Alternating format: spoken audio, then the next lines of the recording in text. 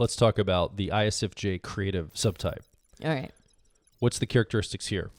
This is a very different subtype from the dominant. This is a more artistically inclined ISFJ, particularly with music. That's where they tend to land, is with musical arts, but any art really. They like to feel sufficiently secure so that they can take an open, flowing, inspired approach to their work and life. So they are still ISFJ, so they have to establish that beachhead of feeling sufficiently secure. But once they do, they actually have a preference for things being kind of more open-ended and sort of breezy. This ISFJ might mistype as an ISFP or even possibly an INFP. This is the type that really sort of sees themselves as having more perceiver-like qualities, even though they're still judgers. And because of their preference for this, they have the most prominent, that starburst I was talking about, which kind of lights up the whole brain when you're thinking creatively. Of the 4 ISFJ subtypes, they're the strongest with that. So they're the most creative thinkers of all the 4 subtypes. And as mentioned, they have a tendency when they go into the arts to enjoy things like music. But it's not just like classical music or something to that effect, which might be a bit stereotypical. It's more like things like jazz, right? It's kind of that open-ended sort of, improvisational way of experiencing art and auditory art especially. And they make good composers and they make pretty good bandmates. They're pretty good at following and leading and just sort of being a part of the process. But of course, they are still they're still planners, right? They're planful. They're ISFJ still.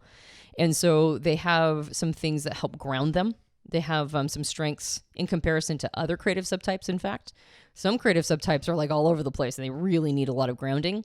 This kind of ISFJ is actually pretty grounded, considering. And so they have a set of digital routines that they usually tap into to make sure they feel sufficiently secure in order to be able to bring out their best creative ideas if they're in a good space.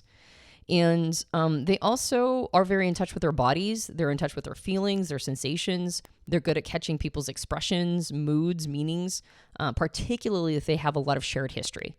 And because of that, again, they might mistype as maybe INFP types because it feels there's a lot of crossover here with some of the descriptions. But unlike the dominant ISFJs that are fast decision makers, for ISFJs, these are slow decision makers. It's very difficult for them to come to a conclusion or make a decision. And because of that, they tend to not have great executive skills. They tend to not get as much done. They have a harder time finding a foothold in like the thing they're trying to accomplish. And they tend to be quite quirky, right? They don't have that sort of like these are good citizens and good workers, which is sort of a stereotype that we have around ISFJ types. They don't identify with that as much. They are more independent thinkers. They're more people who work solo. And so because of that, they might be mistyped. Some of the specific careers, though, that are good for this ISFJ are things like musician, composer, right, obviously. But also other things in the arts, like a decorator, maybe like an events decorator or a home decorator. A graphic designer is popular. Art therapist, a person who maybe creates crafts and sells it on Etsy is probably the style of ISFJ. They can also get into writing, right, freelancing.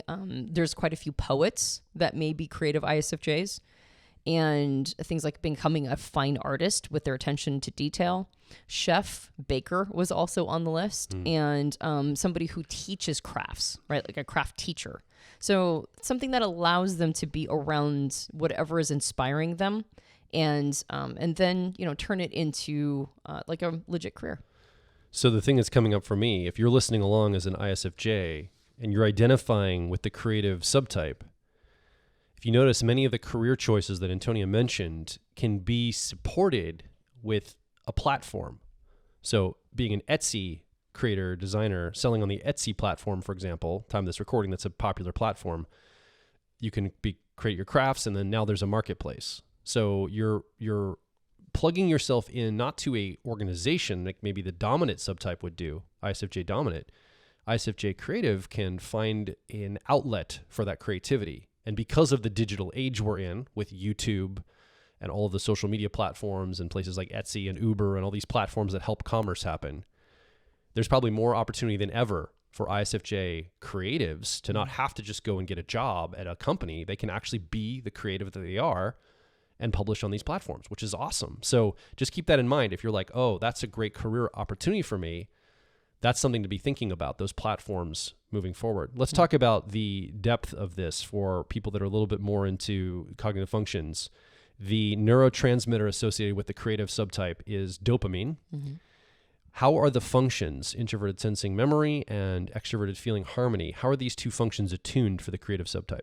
Okay, so for the type geeks out there, for creative subtypes, it's the perceiving function that's analytic and the judging function that's holistic. So in this case, introverted sensing or memory would be the analytic function. It's more focused, it has more of a drive.